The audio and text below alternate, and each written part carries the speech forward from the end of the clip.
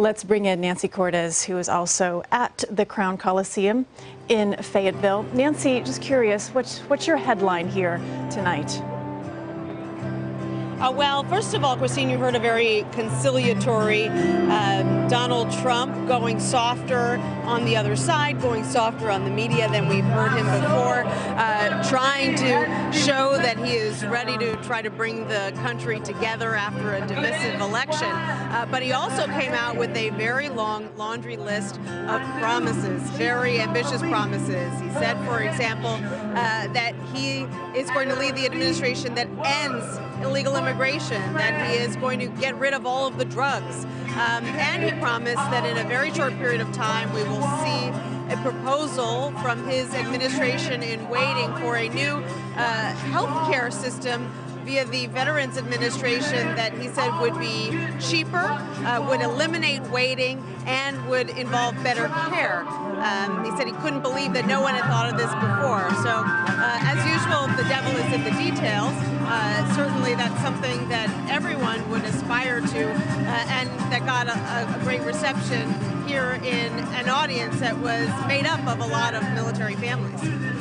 Trump did officially name retired General James Mattis, as we mentioned, to be his defense secretary. He also referenced a waiver that he would need in order to take that job. Nancy, remind us what exactly that is.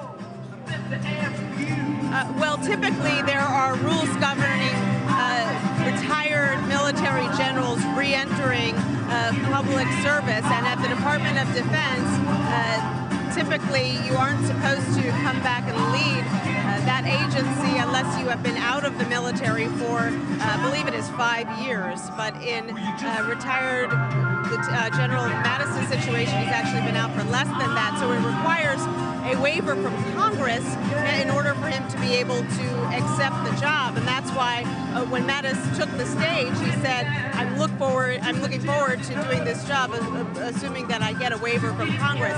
This is something that Republicans in the Senate are actually actively working to push through right now. They're going to attach it to a spending bill that is under consideration, which is going to put Democrats in something of a pickle, because if they try to block that waiver, what they're going to end up doing is blocking money that keeps the government running. So that's a fight that we're going to see developing over the next couple of days on Capitol Hill. Yeah, and Trump almost seemed to send out a subtle verbal warning, saying that, telling the crowd that Mattis will get that waiver. If he doesn't, a lot of angry people will be around. That's right, and this is, a new fight for members of Congress. It's something you see from time to time, but the president has shown a proclivity for naming a number of generals to cabinet positions, and so there's a feeling among some Democrats that that's a bit of a troubling development.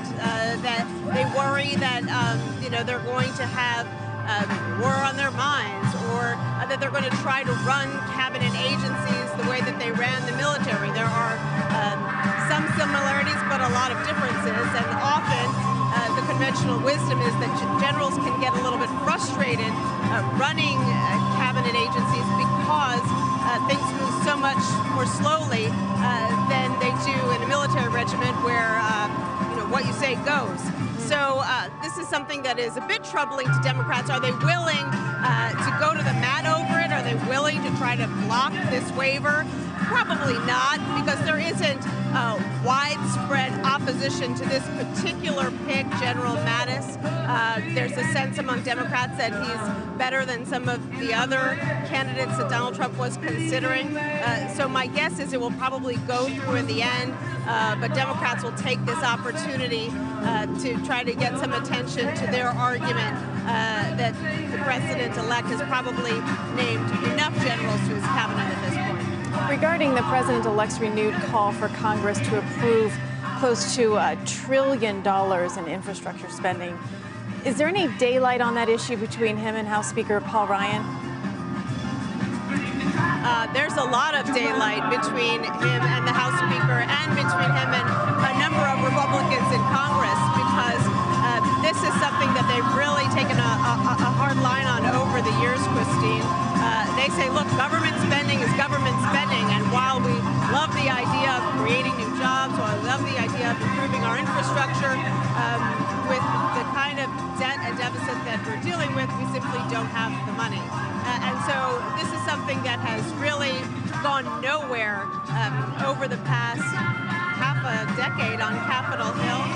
It's something that President Obama pushed for, and Republicans were strongly in opposition. Now, it could be a different story with Donald Trump in the White House as opposed to President Obama. They've certainly shown some softening on other issues that they used to be very, very firm on. And so it's possible if they can come up with a way, perhaps to cut spending in some other way, that they might be able to get behind a more limited infrastructure spending package than the one that he's been talking about.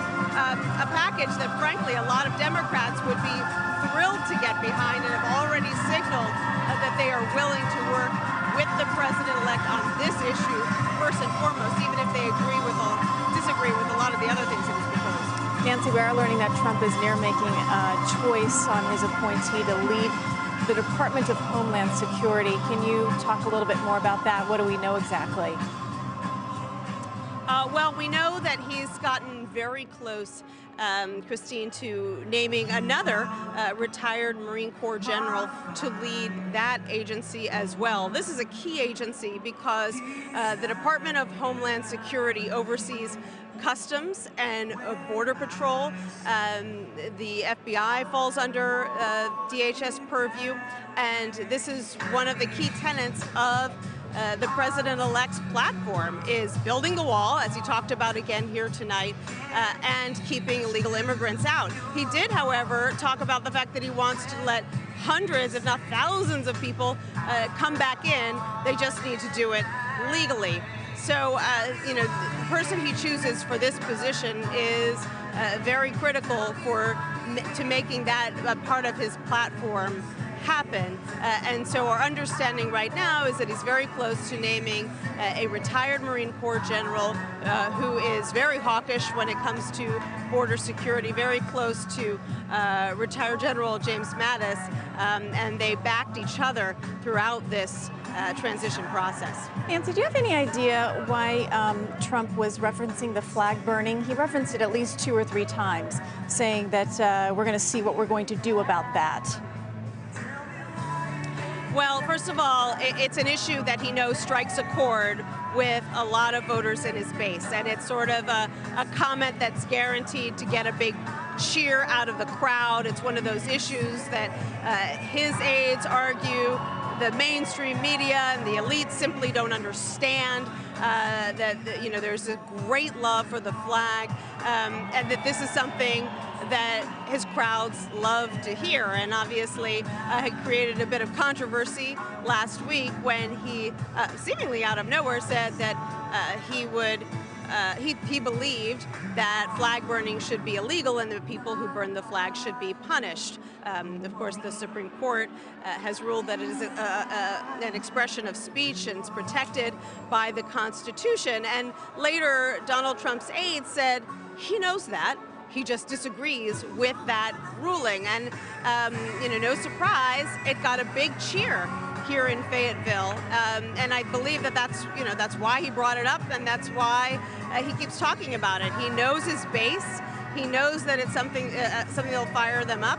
And he plays to his base on social issues the same way that Barack Obama would, or any major politician.